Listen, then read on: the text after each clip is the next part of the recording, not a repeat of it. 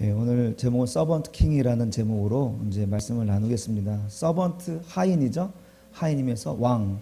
누구를 가리키는 거죠? 서번트 킹.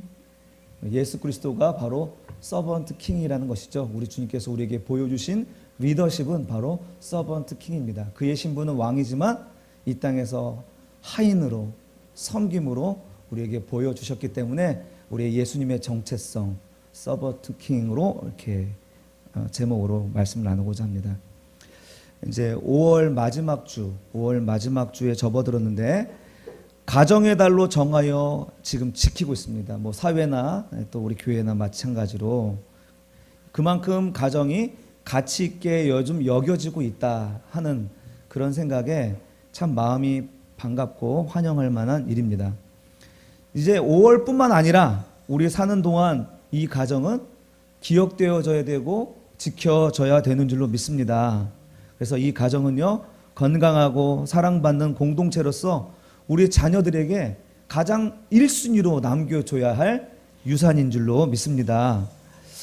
가정은 성경적으로도요, 우리가 끝까지 지켜야 할 신학적 보루라고 말씀합니다. 많은 학장들이.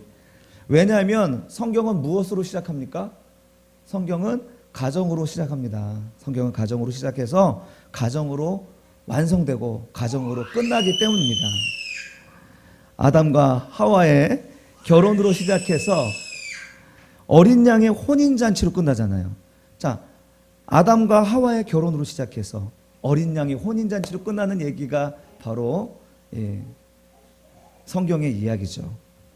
그래서 가정이라는 주제로 한 주 더 이야기할 필요가 있는데 오늘 본문을 가지고 우리 가정에 대한 이야기, 이 가정을 무엇으로 어떻게 지킬 것인가, 그런 생각을 가지고 한 말씀을 같이 나누고자 합니다. 여러분, 우리의 가정은 무엇으로 지켜지는 것입니까? 가정은 사랑으로 지켜져야겠죠. 지난주 설교 혹시 기억하셔요? 사랑은 뭡니까? 남자에게 있어서 사랑은? 남자가 사랑으로 여겨지는 것이 무엇이라고 했죠? 존경, 인정이라고 그랬죠? 예, 무조건적인 존경을 사랑으로 여겨지죠. 이것이 지켜져야 돼요. 그리고 여자는 무조건적인 사랑을 받음을 통하여서 내가 사랑받는다. 이거 지켜져야 돼요. 예, 이런 사랑으로 가정은 지켜지는 것입니다. 그래서 존경과 사랑은 같은 의미지만 다른 표현이라고 말씀드렸죠.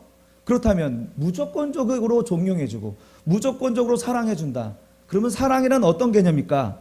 사랑은 받는 것이 아니라 주는 것입니다. 예, 우린 너무나 잘 알아요. 사랑은 받는 게 아니라 주는 거예요. 우리 초등학생들도 아는 이야기죠. 사랑은 참으로 버리는 것. 이 노래 아세요? 버리는 것, 버리는 것. 사랑은 참으로 버리는 것. 더 가지지 않는 것. 이상하다 동전 한 입 움켜 잡으면 없어지고 쓰고 빌려주면 풍성해져 땅 위에 가득하네. 뭐 이렇게 사랑은 어떻게 해요? 버리는 거라고요. 그러니까 버린다고 표현을 한 건데 미련 없이 재지 말고 계산하지 말고 주라는 거죠. 남편을 존중하고 아내를 무조건적으로 사랑하라, 그런 말이겠죠. 여러분, 사랑이 가진 속성, 사랑은요, 소유가 아니라 헌신입니다. 주는 거예요, 주는 거. 우리 어머니의 사랑, 이게 왜 이렇게 고귀합니까? 무조건 주기 때문에 고귀한 거 아닙니까?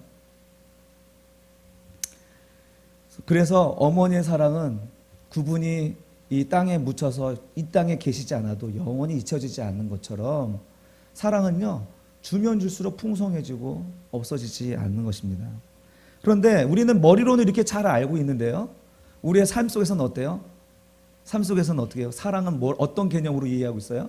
소유 개념으로 이해하는 거죠. 내가 사랑하니까 너 어떻게 나한테 그럴 수 있어? 라는 소유 개념으로 사랑을 이해한다니까요.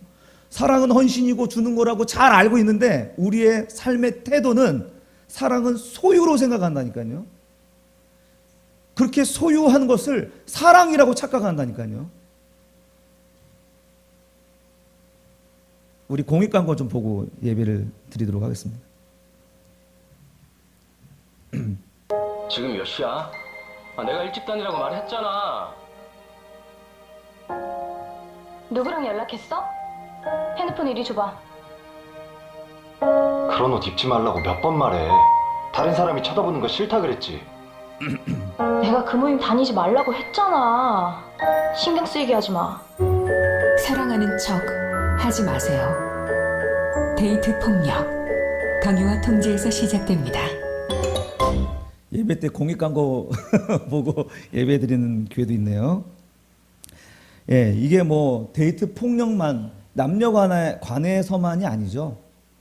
예, 남녀 관계에서만 나타나는 것이 아니라 모든 관계에서도 사랑이란 것을 어떤 소유의 개념으로 이해하게 되면 상대방에게는 폭력으로 이해가 되는 거예요. 폭력으로. 부모 자식 간에는 안 그렇습니까? 부모가 자식을 나의 소유로 생각하는 순간 내가 조종하고 내가 좌지우지하려는 마음이 생길 수밖에 없어요. 그것이 폭력으로 나타나기도 하죠. 우리가 어떻게 그럴 수 있냐 얘기하지만 한 해에 아동 학대로 신고받는 것이 23,000건이 넘는다고 합니다. 그 가운데 1년에 30명 이상이 아이들이 살해를 당한대, 부모로부터. 그러니까 학대로 인해서 죽는 거죠. 한 달에 2명꼴, 2명 이상으로 아이가 죽는다는 거죠.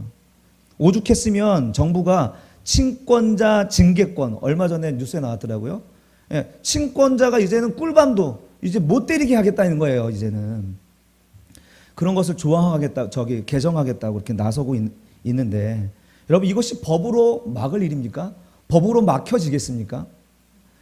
이 올바른 사랑의 개념을 우리가 이해하고 또 실천적으로 하지 않으면 사실 해결이 안 되는 문제라 저는 생각을 합니다. 성경은 지속적으로 우리에게 말씀하시는 것은 사랑은 소유가 아니라 헌신이고 사랑은 주는 것입니다. 오늘 본문 그 유명한 달란트 비유인데, 오늘 이 본문을 가지고 오늘 이 사랑에 관련된 소유가 아니라 헌신이라는 것을 이야기하고자 하는 이유가 뭐냐면, 여기 나오는 인물들이 다 종이에요. 그리고 그 주인으로부터 받은 청지기라는 사실입니다. 이것이 하나님을 믿는 사람들의 올바른 정체성이라는 거예요. 믿지 아니하는 사람들도 이런 정체성으로 산다 그러면은 고생하지 않고 마음 고생하지 않고 삶의 어려움을 겪진 않을 수 있을 거예요. 그러나 더더욱 믿는 사람들은 바로 이런 정체성으로 살아가야 한다는 것을 말씀드리기 위해서 오늘 본문을 읽어드린 것입니다. 우리 14절 말씀 잠깐 볼게요. 또 어떤 사람이 타국에 갈 때 그 종들을 불러 자기 소유를 맡김과 같다. 지금 이제 종말의 때 예수님께서 말씀하신 비유의 말씀인데, 자, 그 종들, 주인이 있다는 것이고요. 그리고 종들이 있다는 것이고, 그 종들에게는 주인이 주인의 소유를 맡겼다는 것이 전제하고 이야기가 시작되고 있습니다. 여러분, 우리는 뭐라고요? 우리는 종의 정체성을 가져야 된다는 거예요. 내가 주인이 아니라 나는 종일 뿐이라는 거예요. 그리고 종이 가지고 있는 그 모든 것들은 주인의 소유라는 것을 말씀하고 있는 거죠. 그래서 내가 가지고 있는 모든 것들에 대한 우리의 생각, 가치관은 뭐냐면 나는 청직이다, 내가 주인이 아니다 라는 생각입니다. 이건 성경이 우리에게 계속 말씀하시는 내용입니다. 오늘 제가 13절부터 읽었던 이유는 뭐냐면 그날 그 때가 있다라는 것이죠.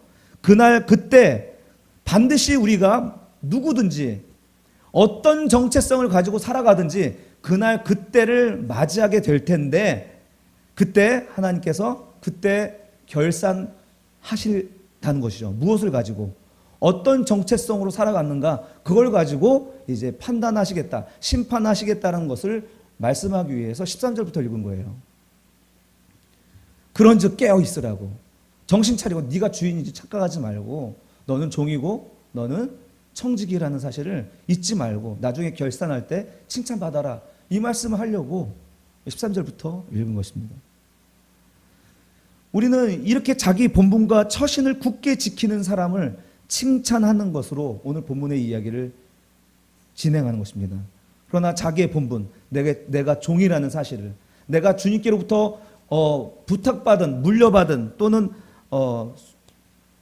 청지기로서 부탁받은 것이라는 사실을 잊고 살면 하나님의 책망과 심판이 된다는 것을 말씀하는 것입니다. 오늘 본문에 보실 때 2달란트 받은 사람과 5달란트 받은 사람은 그것이 적든 많든 자기의 것이 아니라는 의식이 있었죠. 예? 그래서 종은 그것으로 바로 장사하여서 남겨서 주인에게 드렸습니다. 받은 것도 주인의 것이고 또 남긴 것도 주님의 것이고 다시 돌려드려야 하는 것이죠. 주인의 것이니까. 모두 주인의 것이니까 주인의 것이기 때문에 미련이 없는 것입니다. 그러나 1달란트 받은 종은 왜 이렇게 주인과의 잘못된 관계, 주인을 오해하게 되었을까요? 어차피 자기 것도 아닌데 왜 적게 준 것에 대하여 불만을 표출했을까요? 여기에 많은 주석들이 있겠지만 저는 오늘 이 관점에서 말씀드리고자 한다면 25절 말씀에서 한번 힌트를 봅시다. 두려워하여 나가서 당신의 달란트를 땅에 감추어 두었었나이다. 보소서 당신의 것을 가지셨나이다. 의역하면 이거예요. 당신 것이니 당신 것이나 가져가십시오. 왜 이런 걸 나한테 맡겨가지고 내 것이 되지도 않을 것을 가지고 이렇게 나를 시험하느냐 이런 식으로 주인을 오해하는 것이죠. 지금 이 종은 자기에게 맡겨주신 이 달란트에 대해서 소유 개념으로 이해하는 거예요. 왜 쟤는 5달란트 주고 왜 나는 1달란트 주냐 이거예요. 내 것이 아니라면 5달란트든 1달란트든 상관없는데 이건 자기의 소유 개념으로 이해하기 때문에 뭔가 마음에 불편함이 있는 것이죠. 여러분 우리가 이렇게 청직이라는 사실, 종이라는 사실을 망각하게 되면 비교 의식에 빠지게 됩니다.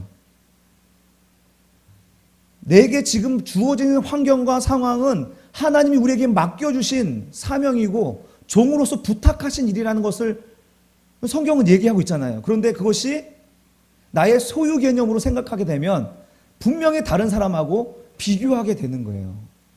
왜 내 아내는 이런 사람입니까? 왜 나의 남편은 이런 모습이죠? 왜 나의 자녀들은 이렇게 몸이 건강치 않습니까? 왜 나의 집은 이렇게 가난하고 힘들게 살아야 합니까?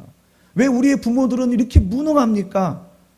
왜 나는 똑똑하지 못할까요? 왜 나는 몸이 이렇게 약할까요? 다른 사람들은 편하게 잘 사는데, 다른 사람들은 건강하게 삶을 누리면서 사는데, 다른 사람들은 이렇게 살아간다니까요. 하나님을 믿는 신자들이 왜 이런 비교 의식에서 살아갑니까? 왜 이런 비교 의식 속에서 억울해하고 하나님께 원망하며 삽니까? 우리의 삶을 나의 것으로 여기기 때문에 그렇습니다. 사랑하는 성도 여러분, 우리의 삶은 나의 것이 아닙니다. 주님의 것입니다. 이것을 인정하는 것이 신자 아닌가요? 신자의 출발은 바로 주가 주인 되심을 인정하는 것입니다. 우리가 주여 주여 이야기하는데 우리가 주님을 삶의 주인으로 인정하지 않으면 주님이 뭐라고 그래요? 내가 너를 도무지 알지 못한다.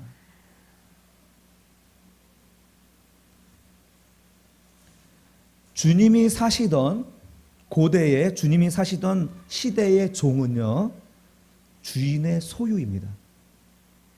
부정적인 의미에서 말하면 종은 주인의 재산 목록이에요.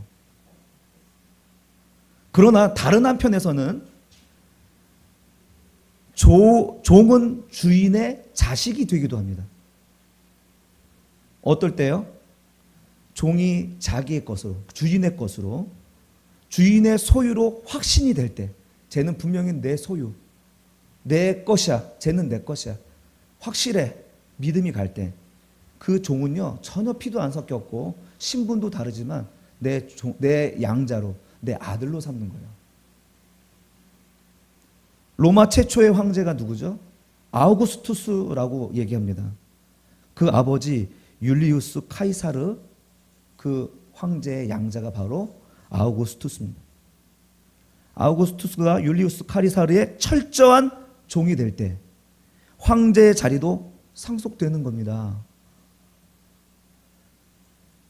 여러분, 우리가 철저히 종의 자리에 서지 않으면 우리가 스스로 그것을 망각하여서 내 삶을 내가 주인으로 알고 살아간다면 하나님과 아무 관계가 없는 것입니다. 우리가 나의 삶의 자리에서 종의 자리, 청지기의 자리에서 그것을 견지하고 살아갈 때 하나님 우리에게 자녀의 권세, 양자의 권세가 오는 것이죠. 한 달란트 받은 종은요, 주인이 맡기신 것을 소유 개념으로 생각했고 주인에게 속한 종이 아닌 주인과 별개의 삶을 사는 타자 의식을 가진 거죠. 남으로 여긴 거예요. 그건 주인 당신 것이고 내 것을 달라 이 말이에요. 이렇게 타인 의식을 가진 이 종에 대해서 주님은 어떻게 대우하십니까? 주님 역시 타인 의식으로 대합니다. 오늘 주님이 말씀하신 그 말이 바로 그래? 그러면 나 역시 원칙대로 법대로 은혜 없이 할 거야. 그 말이에요. 한번 그 관점에서 25절, 26, 27 볼까요? 26. 주인이 대답하여 이르되 악하고 게으른 종아, 나는 심지 않은 데서 거두고 해치지 않은 데서 모으는 줄로 네가 알았냐? 그러면 내가 마땅히 내 돈을 취리하는 자들에게 나 맡겼다가 내가 돌아와서 내 원금과 이자를 받게 하였을 것이니라 하고 그에게서 그 한 달란트를 빼앗아 10달란트 가진 자에게 주라. 예, 이게 이렇게 타자 의식을 가진, 그러니까 자기 삶을 내가 주인으로 알고 살아가는 사람은 이 주인에 대하여서 타인 의식을 갖고 있는 거예요. 내가 온전히 주인에게 속하지 않았다는 것을 의미하는 거죠. 네가 나에게 그렇게 타인 의식으로 남으로 생각하느냐? 그래, 나도 너를 남으로 생각하겠다. 법대로 하자. 내가 너에게 은혜를 베풀 이유가 없지. 무슨 말씀이신지 아시겠어요? 사랑하는 성도 여러분, 소유의식은, 우리 크리스찬들에 있어서 소유의식은, 나의 삶에 있어서 내 것이라 주장하는 이런 소유의식은 하나님을 타자로 만드는 거예요. 하나님을 타인으로 만드는, 타인으로 인식하는 행위라는 사실입니다. 우리는 특별히 성도는 하나님의 종으로 부르셨습니다. 하나님의 종으로 부르셨어요. 당신의 소유를 맡기시려고 청지기로 부르셨다는 사실입니다.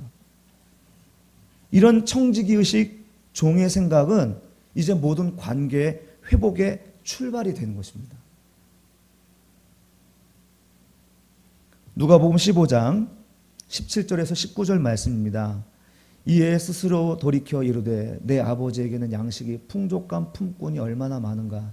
나는 여기서 줄여 죽는구나. 내가 일어나 아버지께 가서 이르기를 아버지, 내가 하늘과 아버지께 죄를 지었사오니 지금부터는 아버지 아들이라 일컬음을 감당하지 못하겠나이다. 나를 품꾼의 안으로 보소서. 예. 이렇게 자기의 종의 의식, 자기 자신을 낮추는 이런 모습으로 아버지께 갈 때 아버지가 어떻게 대우합니까? 22절에서 아버지는 종들에게 이르되 제일 좋은 옷을 내어다가 입히고 손에 가락지를 끼우고 발에 신을 신기라. 그리고 살찐 송아지를 끌어다가 잡으라. 우리가 먹고 즐기자. 이 내 아들은 죽었다가 다시 살아났으며 내가 잃었다가 다시 얻었노라 하니 그들이 즐거워하더라. 이 둘째 아들이 자기가 주인으로, 내 삶의 주인으로 아버지의 재산을 가지고 나갔을 때는 아버지의 생각에서, 아버지의 마음속에서 이미 자식은 죽은 거였습니다. 그러나 그 자녀가 자기의 그 의식을 깨우쳐서 다시 돌아왔을 때 이제 그 아들을 산자로 영접하는 모습을 보게 되는 것이죠. 사랑하는 성도 여러분, 모든 관계의 회복의 출발은요, 하나님께 대하여 종이라는 생각, 그리고 세상에 대하여서는 청직이라는 생각에서 시작되는 것입니다. 이런 생각을 놓치면요, 즉각적으로 하나님과 나는 상대적인 관계의 자리로 나가게 돼요.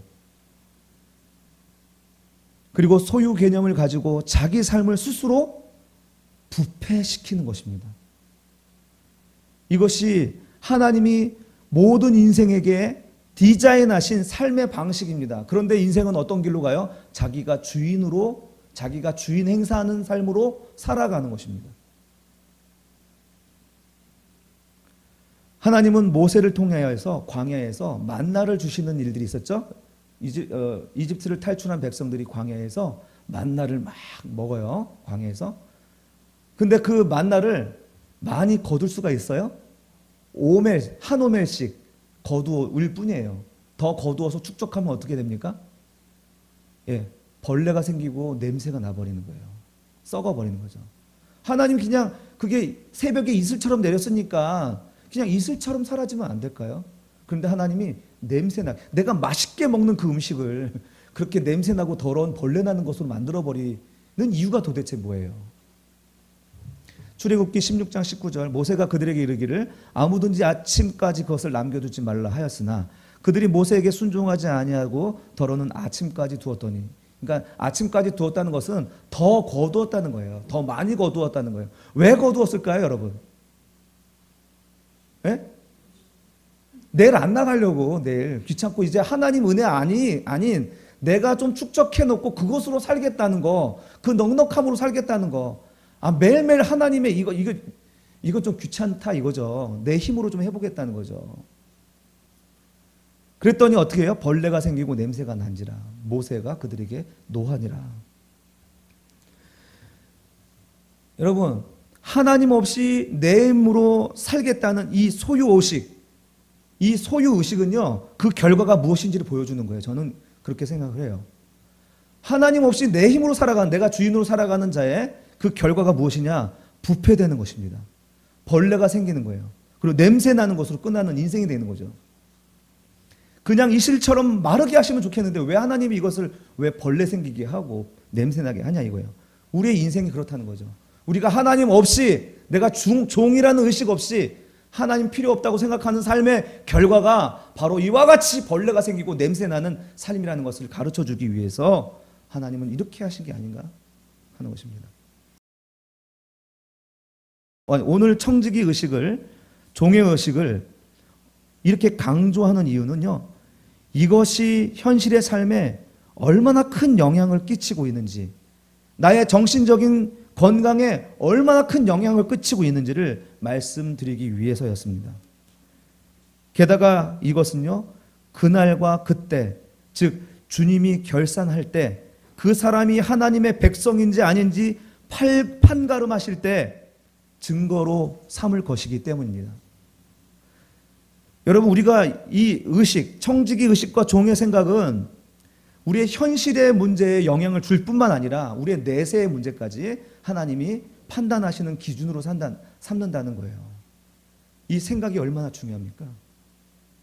여러분, 이런 청지기 의식, 하나님의 종, 이런 의식으로 여러분의 삶을 사시기를 축복합니다. 한 분만 종이시는가 봐요.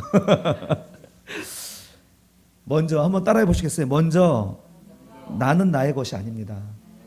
예, 나는 나의 것이 아니에요. 나 자신도 하나님의 것입니다. 나의 나됨은 하나님의 은혜예요. 나의 몸도 나의 삶도 나의 것이 아니라는 의식으로 살아간다면 어떤 일들이 일어날까요? 나의 삶 속에서. 고린도전서 6장 19, 20절, 너희 몸은 너희가 하나님께로부터 받은 바 너희 가운데 계신 성령의 전인 줄 알지 못하느냐. 너희는 너희 자신의 것이 아니니라. 값으로 산 것이 되었으니 그런즉 너희 몸으로 하나님께 영광을 돌리라. 할렐루야. 예, 나의 몸도 나의 삶도 나의 것이 아닙니다. 주님의 것입니다. 또한 자식도 마찬가지죠. 자식도 나의 것이 아니에요. 여러분, 자식은 그냥 가만히 있어도 사랑이 되잖아요. 그런데 이 사랑이 넘쳐서 자식에 대하여 소유욕을 가질 때, 아까도 말씀드렸듯이 폭력으로 나오고 잘못된 방식으로 자녀를 양육하게 되는 것이죠. 자녀 또한 이 청지기 의식으로 하나님께서 나에게 내가 종으로서, 청지기로서 맡겨주신 자들이라는 것, 그리고 내가 결과적으로 그 아이들을, 그 자녀들을 하나님께 돌려드려야 할 대상으로 인식하고 자녀를 양육해야 하는 것입니다. 같이 읽어볼까요? 시작. 보라, 자식들은 여호와의 기업이요 태의 열매는 그의 상급이로다. 예, 그의 상급, 그의 기업, 여호와의 기업이라는 거예요. 그래서 하나님의 기업을 우리에게 맡겨주셨는데 우리가 아이들을 잘못 양육해요? 내 소유로 양육해요? 마땅히 가르쳐야 되고 또 안 가르쳐요? 이렇게 자녀들을 우리에게 맡겨주셔서 청지기로 맡겨주셨으면 기업이라면 이윤을 만들어 창출해야죠. 열매를 맺게 해야죠. 우리 자녀로 하여금. 이를 위하여서 우리가 종으로 부름을 받은 것입니다. 절대로 나의 소유로 생각하면 한 달란트 받은 자처럼 하나님을 오해하게 되고 하나님과 멀어지게 되는 것이죠. 우리의 산업은 어떻습니까? 우리의 산업도 하나님이 세우신다는 청지기 의식을 가지고 경영을 하셔야 돼요. 같은 본문이죠. 시편 127편 1절에 여호와께서 집을 세우지 아니하시면 세우는 자의 수고가 헛되며 여호와께서 성을 지키지 아니하시면 파수꾼의 깨어 있음이 헛되도다. 이렇게 얘기합니다. 예, 산업을 세우는 주체, 우리를 지켜주시는 주체, 누구로 나와입니까? 하나님이 바로 그 주체로 나오죠. 하나님이 그것을 지켜주시는 주체로, 산업을 일으키는 주체로 하나님으로 이해하고 있습니다. 이것을 잊은 경제활동은요, 그것이 아무리 잘 되어도 번창해도 하나님과 상관없는 것이고 하나님 앞에서 아무 열매 없는 것입니다. 존 웨슬리는 돈의 사용이라는 아주 유명한 설교에서 이렇게 설교합니다. 첫째, 할 수 있는 대로 벌어라. 수단과 방법을 가리지 말고 벌라는 뜻이 아니라 최선을 다해서, 우리나라 말에 거지같이 벌라는 거죠. 하여튼 최선을 다해서 우리의 삶에 주어진 환경 속에서 할 수 있는 대로 벌어라.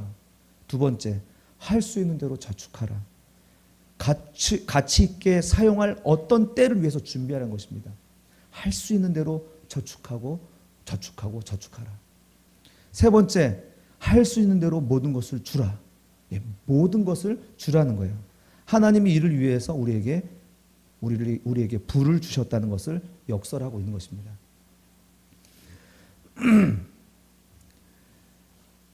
이것이 우리가 하나님의 청지기로서, 하나님이 우리를 부르신 종으로서의 삶이라는 것을 우리는 성경에서 알 수 있습니다. 우리 잠언 11장 24, 25절, 흩어 구제하여도 더욱 부하게 되는 일이 있나니 과도히 아껴도 가난하게 될 뿐이니라. 구제를 좋아하는 자는 풍족하여질 것이요 남을 윤택하게 하는 자는 자기도 윤택하여지리라.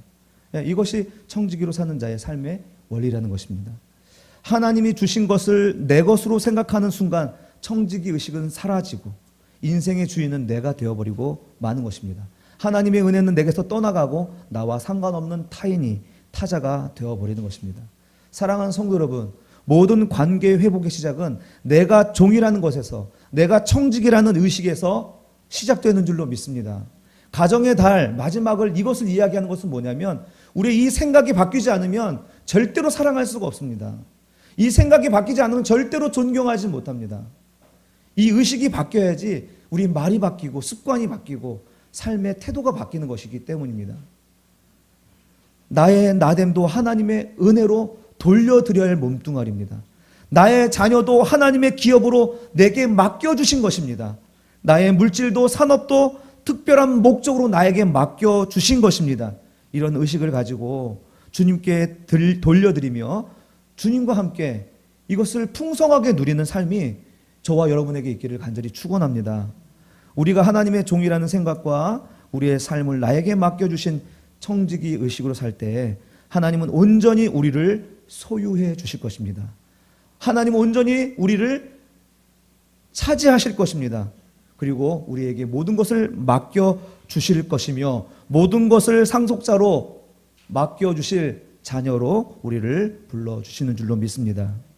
마지막으로 한번 따라 보실까요? 온전히 맡길 때 온전히 받아들여지는 법칙.